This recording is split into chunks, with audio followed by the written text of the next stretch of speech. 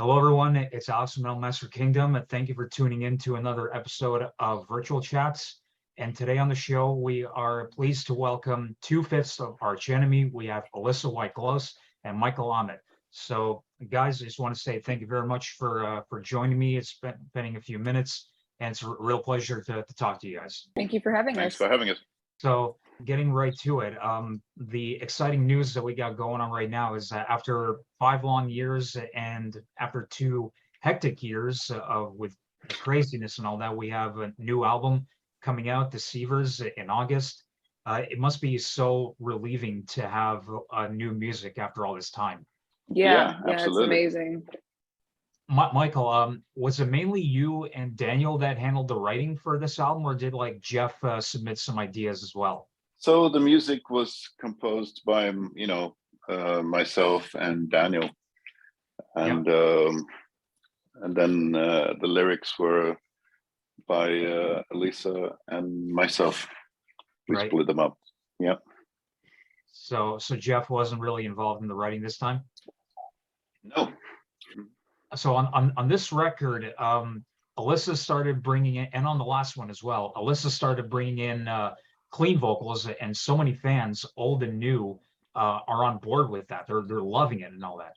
And Mike, given that you've been the main man in Arch Enemy, like you've been the mastermind behind the band's sound, with the decision to like let Alissa bring in cleans this time, was that something you had a lot of confidence going into, or were you maybe a little, wondering like how would people like think about this or something?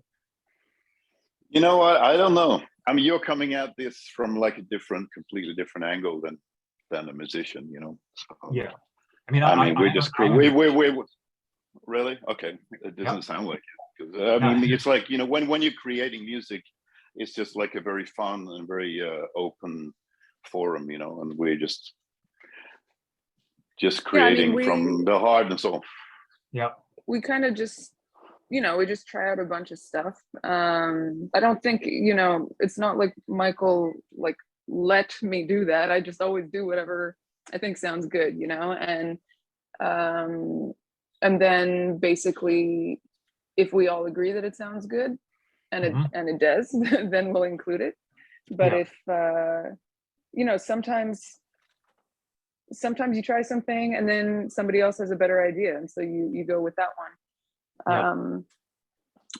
I started writing clean singing even on War Eternal. I had some clean singing ideas, but but then we got better ideas, so we switched. But in this case, so for me, basically, it's always been pretty much consistent with, like I'll throw out a bunch of ideas and we'll brainstorm and we'll kind of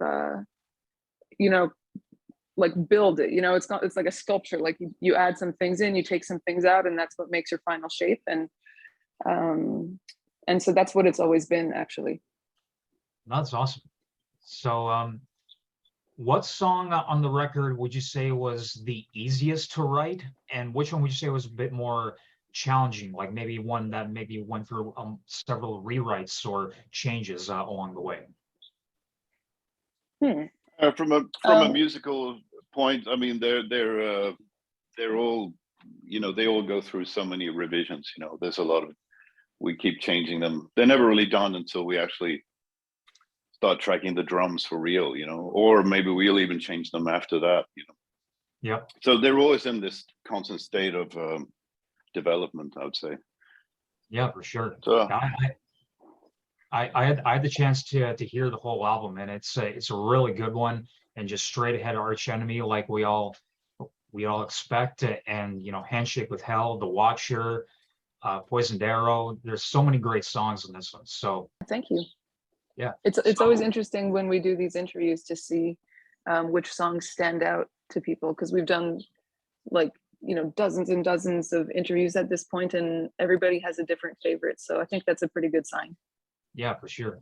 And aside from the singles, which are some of the other unreleased tracks so far you guys are looking forward to adding into the live set when you play live again?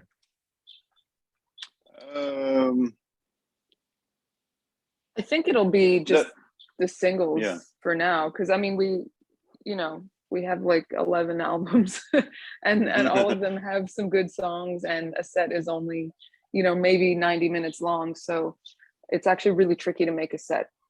Yeah, because When you want to you want to include so much. I think there's something that I think like you don't fully take advantage of when you're a new band, but I'm telling all new bands that they should savor that moment, and that's when you only have one album out, you can actually play your whole discography at your shows. Yep, exactly. But as soon as you make a second one, now you have to pick and choose. So exactly. Yeah. So obviously after 11 albums, it's pretty tricky to pick and choose.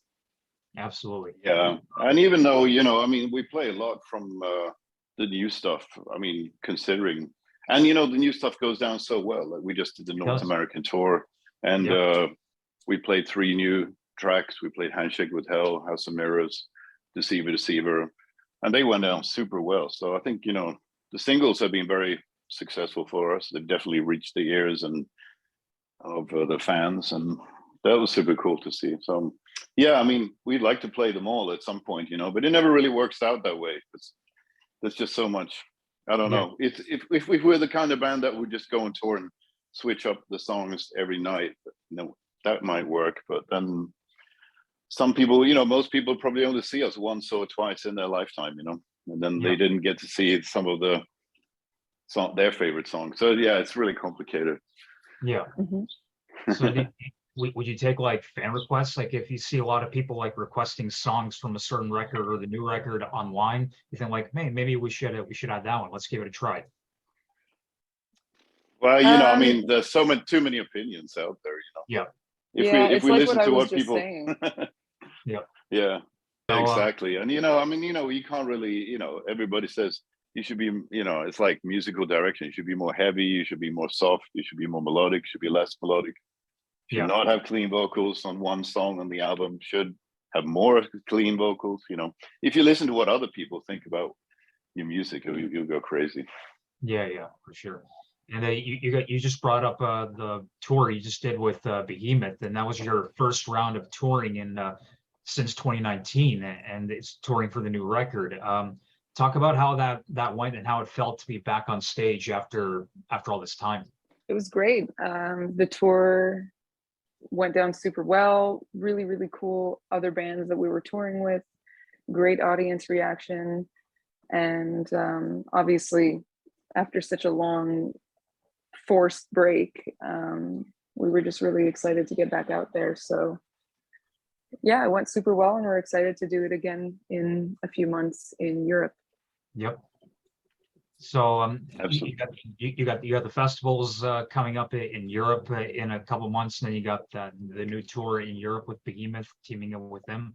What are the touring, what are the touring plans beyond that in 2023? Well, in the books. Well, we're not going to give you an exclusive, but they're not announced yet. Whatever, we got a lot of other stuff coming up, of course.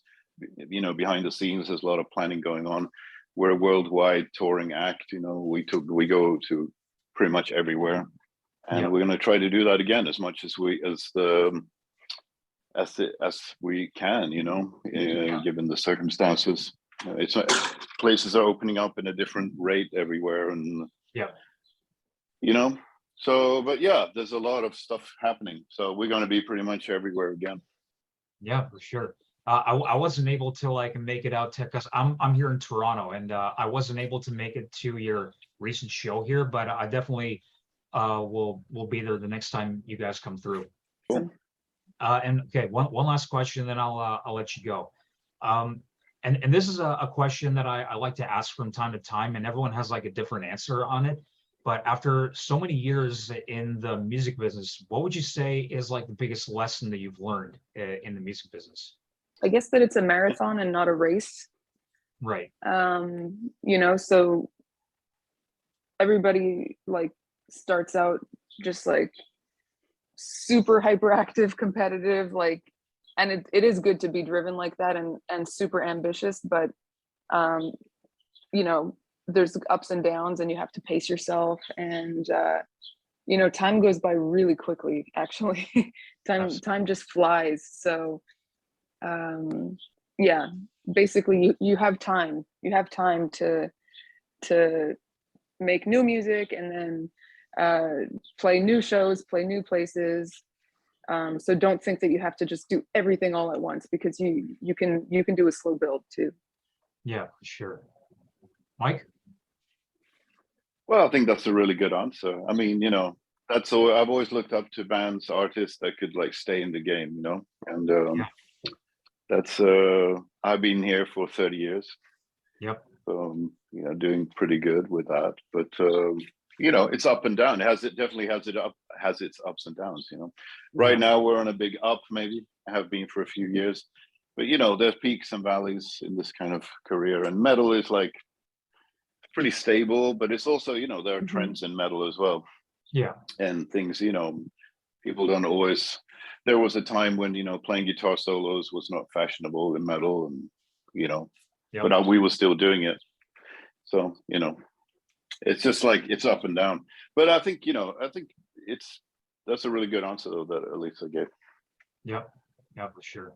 And it definitely, the things are going really well for you guys, and it has been for last few years, and I've noticed that, and I wish you guys all the best going forward, and even higher success than right now, and all the best with the new record and the touring, and looking forward to seeing you guys on the road.